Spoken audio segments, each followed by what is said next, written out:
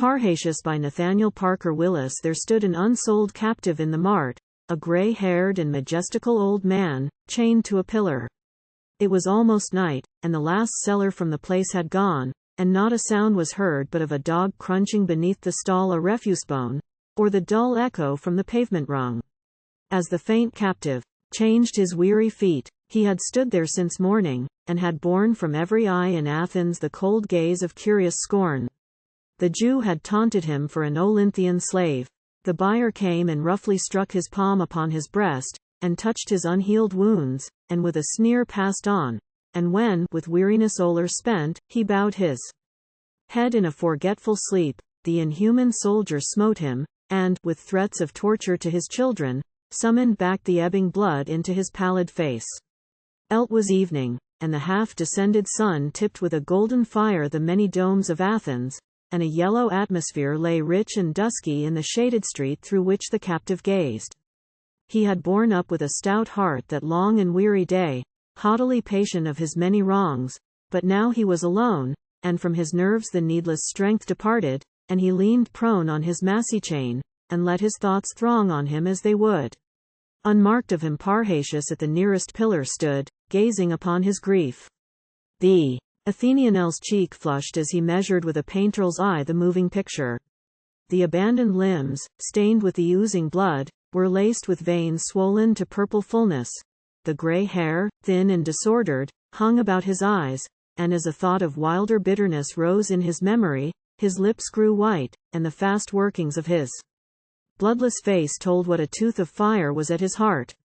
The golden light into the painter's room streamed richly, and the hidden colors stole from the dark pictures radiantly forth, and in the soft and dewy atmosphere like forms and landscapes magical they lay. The walls were hung with armor, and about in the dim corners stood the sculptured forms of Cytheris, and Dian, and stern Jove, and from the casement soberly away fell the grotesque long shadows, full and true, and like a veil of filmy mellowness, the lint specks floated in the twilight air. Parrhasius stood, gazing forgetfully upon his canvas.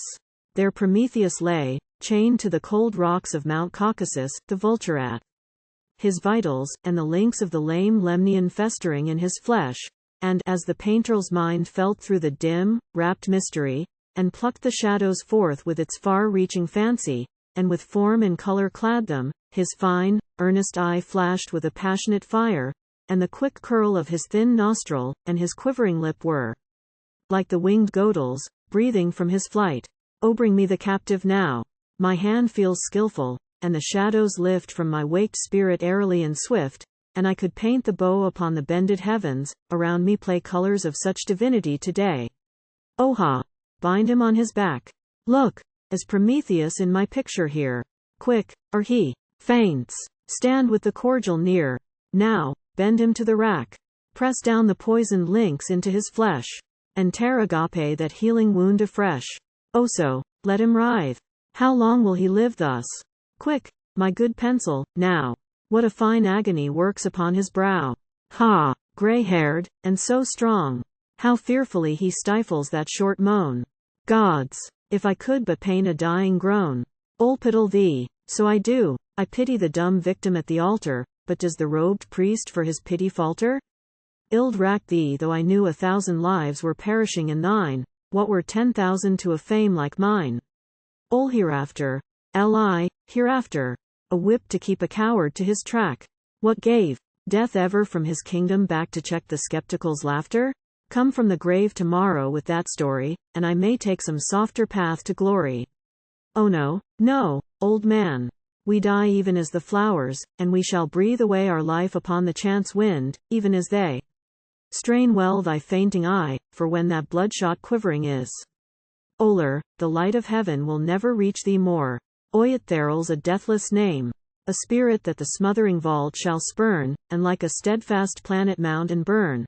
And though its crown of flame consumed my brain to ashes as it shone, by all the fiery stars, ild bind it on, oe, though it bid me rifle my heart's last fount for its insatiate thirst, though every life-strung nerve be maddened first, though it should bid me stifle the yearning in my throat for my sweet child, and taunt its mother till my brain went wild, I would do it all, sooner than die, like a dull worm, to rot, thrust foully into earth to be forgot. O heavens! But I appall your heart, old man. Forgive, on your lives let him not faint. Rack him till he revives. O vain, vain, give oller. His eye glazes apace. He does not feel you now, stand back. Ill paint the death dew on his brow. Gods! If he do not die but for one moment, till I eclipse conception with the scorn of those calm lips. O shivering! Hark! He mutters brokenly now, that was a difficult breath. Another? Wilt thou never come, O death? Look, how his temple flutters. Is his heart still? Aha! Lift up his head. He shudders, gasps, Jove help him. So, hell's dead. Oh, how like a mounting devil in the heart rules the unreined ambition. Let it once but play the monarch, and its haughty brow glows with a beauty that bewilders thought and unthrones peace forever. Putting on the very pomp of Lucifer, it turns the heart to ashes, and with not a spring left in the bosom for the spiritual's lip, we look upon our splendor and forget the thirst of which we perish. Yet hath life many a falser idol. There are hopes promising well, and love-touched dreams for some, and passions, many a wild one, and fair schemes for gold and pleasure, yet will only this balk not the soul. Ambition, only, gives, even of bitterness, a beaker full. Friendship is but a slow awaking dream, troubled at best. Love is a lamp unseen, burning to waste, or, if its light is found, nursed for an idle hour, then idly broken. Gain is a groveling care, and folly tires, and quiet is a hunger never fed.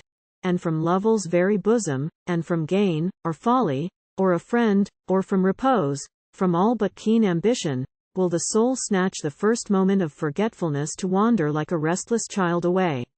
Oh, if there were not better hopes than these, were there no palm beyond a feverish fame, if the proud wealth flung back upon the heart must canker in its coffers, if the links falsehood hath broken will unite no more, if the deep yearning love, that hath not found its like in the cold world, must waste in tears, if truth and fervor and devotedness, finding no worthy altar, must return and die of their own fullness, if beyond the grave there is no heaven in whose wide air the spirit may find room, and in the love of whose bright habitants the lavish heart may spend itself, what thrice mocked fools are we!